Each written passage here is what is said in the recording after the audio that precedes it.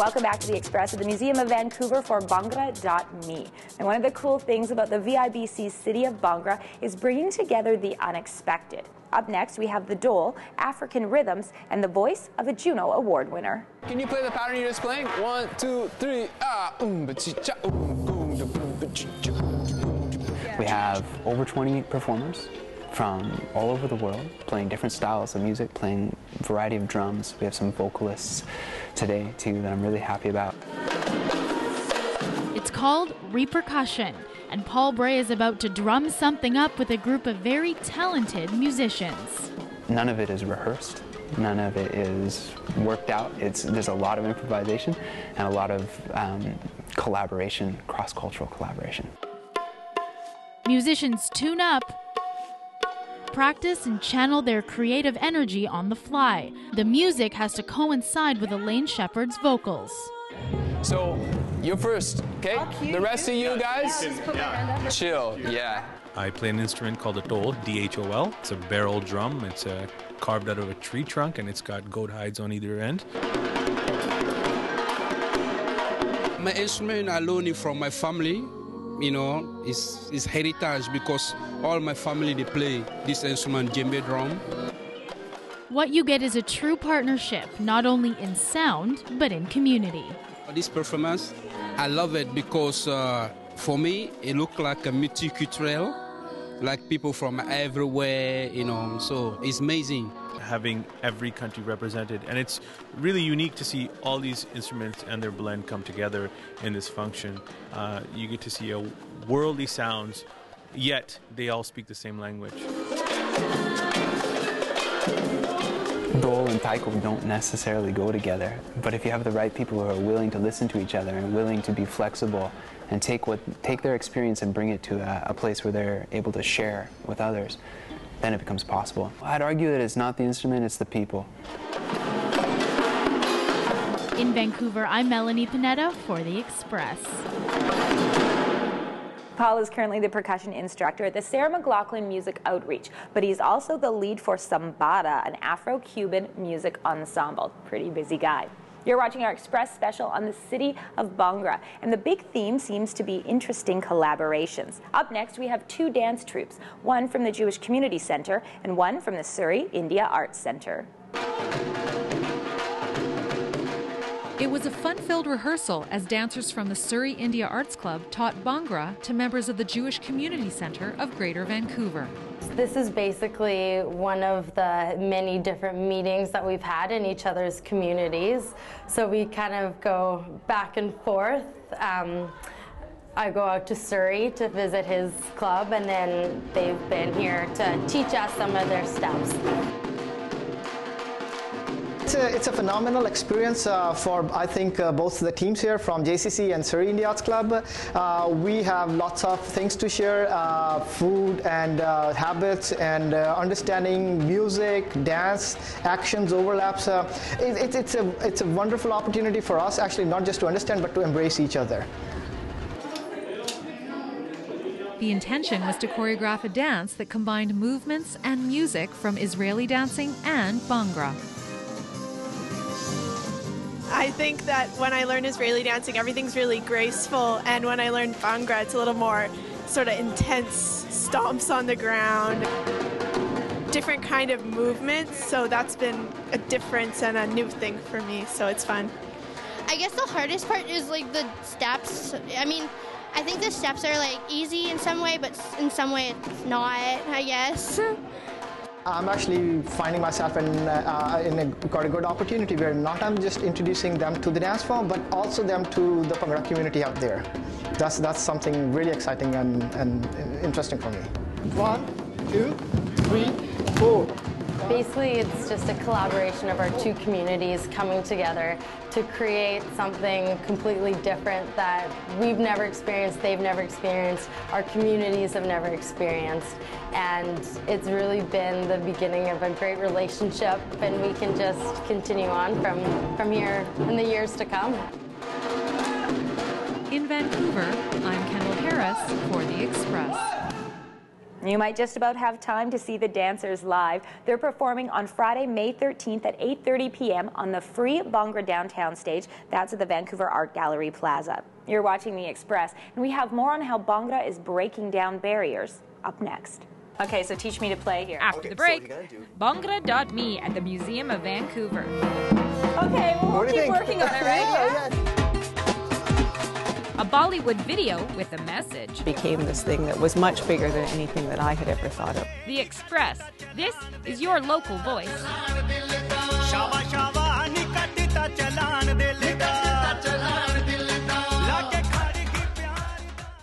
Community programming on Shaw has been generously sponsored in part by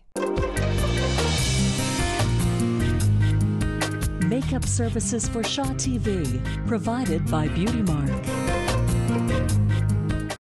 Training tips are brought to you by Team Diabetes. More than 9 million Canadians are living with diabetes, including my older sister. She was diagnosed with type 1 when she was just 3 years old. I want to find a cure. She's my inspiration to run a half marathon in Iceland with Team Diabetes. The only problem is, I hate running. Okay, today we're gonna make friends with a treadmill. Friends, like BFF friends or frenemies? Friends. Friends, okay. It's nice and slow to start off with. You get comfortable just with walking in the beginning. So this button controls your speed. This controls your incline, gives you a little bit of a hill, so it's not quite so flat. And that's pretty much all you need to know. Friends so far? We're friends. It's easier to run on a treadmill, basically because the belt helps you with momentum and it's a flat surface. There's always an emergency stop here. If I want to stop, I just go like that. Well, that's, that's the pro way to do it, yeah. There's no elements from the outside that you have to deal with. No traffic, no people, no dogs. If I get bored, can I change directions and run backwards? No. I've seen it on TV. No, you're not going to run backwards in your marathon. You're right, but I might conga. To donate or sign up, go to teamdiabetes.ca. For Shaw TV, I'm Johanna Ward.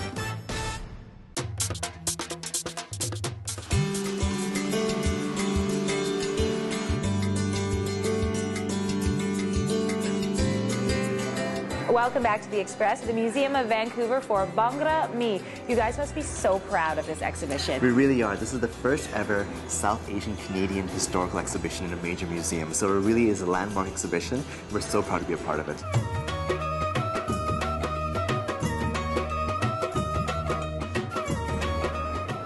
I love all the layers to this exhibit. Isn't it great? Yeah, I love it. What we have here is a sound wall of different songs from the Vancouver Bhangra scene, the UK Bhangra sound, the India Bhangra sound, and the Essentials track. And people can go through here, select a song from a particular DJ who created it, pick a particular song, and play it. So it's just amazing. Awesome, and I can steal all these for my iPod if I want to, right?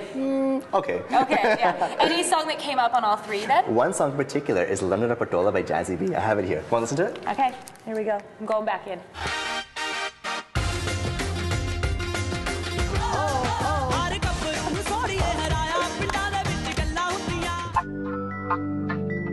We wanted to give this exhibition a bit of depth to it. So of course there's the costumes, there's the instruments, but we talk about deeper issues of gender politics, of anti-racism, of labor movements, of a transnational sound. So seeing how Bhangra can be used as a lens to see these different themes and see the immigration of the South Asian community in Vancouver and how they negotiate this idea of Canadianness.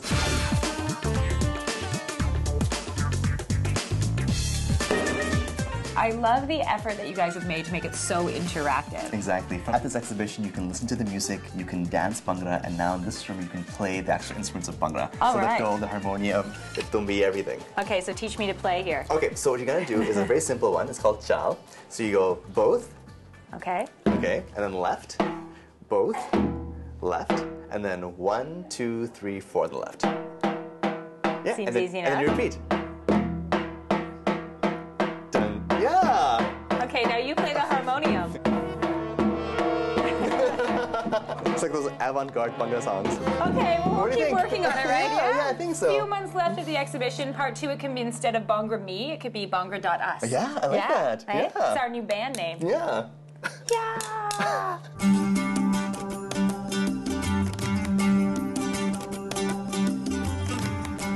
It's a worldwide thing and it's growing. You can actually become part of the exhibit and upload your stories and photos to Bhangra.me. You can also tour the exhibit here at the Museum of Vancouver through to October 23rd. Now we have one more story to share about interesting collaborations. This time we feature a UBC scientist, Bhangra dancers, and farmers in the Fraser Valley.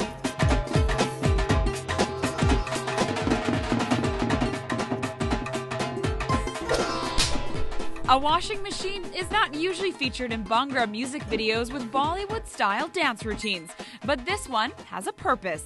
Pesticides build up in the washing machine over time.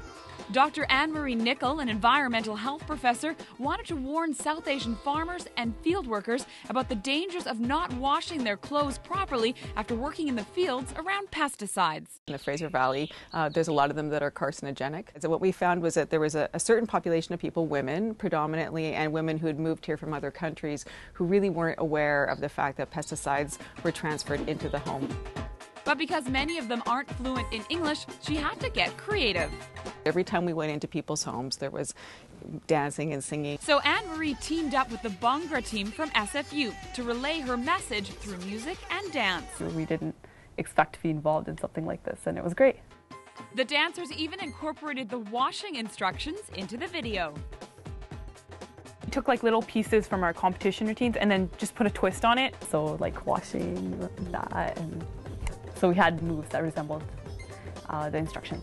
I'm a scientist, I'm not a choreographer, and it had never occurred to me that they would be able to take that and translate it into dance. Performance on stage is much more serious, so we need to get everything right, but this we can enjoy ourselves. We were talking, when there was a break, we were like, oh no, I think we should do this. It was like a bonding experience for us. I think it catches people's attention. We've gotten really good feedback from people, and like everyone will be like, oh, you're the girl that like was popping out of like washing machines. Thanks to some creative thinking, Anne-Marie's message has spread further than she ever imagined. Cab driver had heard it on the radio. So I'm beginning to see that there are people in the community, not even the farming community, but outside that are seeing it. Just blossomed and became this thing that was much bigger than anything that I had ever thought of. I'm Bianca Solterbeck in Vancouver for The Express.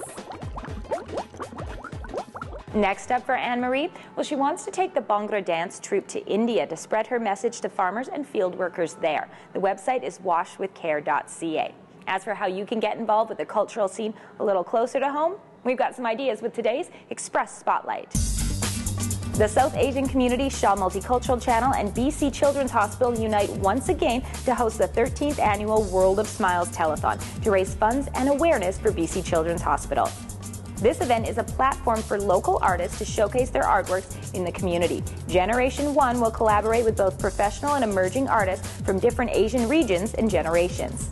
May is Asian Heritage Month. This is an opportunity to celebrate the long history and wisdom of Asian cultures, and also a time to reflect on our own culture and the beauty within ourselves.